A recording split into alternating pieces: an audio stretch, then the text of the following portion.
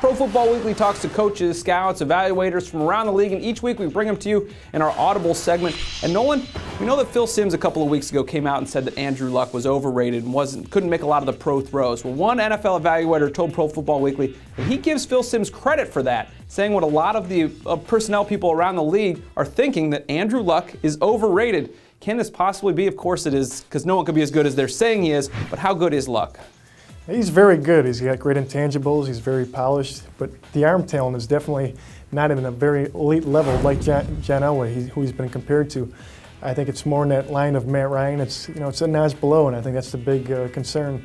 Once you get to the NFL, you got to be able to make those stick throws outside the numbers, and teams aren't convinced that he's got that arm to make all of them. It's really not fair to him to try and have him live up to the hype that has been bestowed upon him this whole season, but we'll just see if he can actually become a good NFL quarterback. It'll be a good start. The Chargers, we know we've been giving them a hard time. Phillip Rivers has been bad. We've asked what's wrong with him, but as one evaluator told Pro Football Weekly, there's a lot of other problems there. They don't have an offensive line. Their running backs are average. Vincent Jackson's not as good as he used to be. The linebackers are old. Sean Phillips isn't as good as he used to be. And they overpaid for Eric Weddle. Is this the case? Is it the players that are really the problem? Because I know Norv Turner has caught a lot of flack. I think the talent level has definitely declined, and it puts A.J. Smith on the hot seat.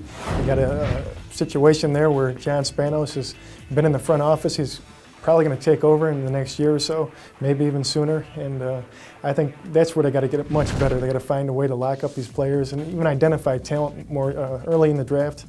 Do better in the first and second rounds.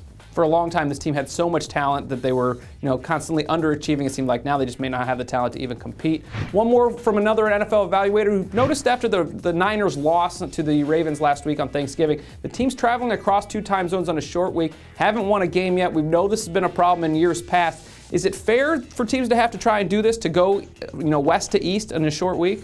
I think it's a huge competitive disadvantage, and the NFL's got to do a better job of scheduling games so that there's division matchups on Thursday nights, on Sunday nights, even Mondays. When teams are forced to have a short week, you got to make it a little bit easier. It's just too great of a disadvantage. No team in the last 2 years has really done a good job on a Thursday night when they've been in that type of a situation. Now, for a long time, it was hard enough to win in a regular week going west all the way out to the East Coast, one of those early 1 p.m. Eastern starts. It's still tough, but on a short week, nearly impossible. Those are the Audibles we're hearing this week. For the best coverage of the league, check us out at ProFootballWeekly.com.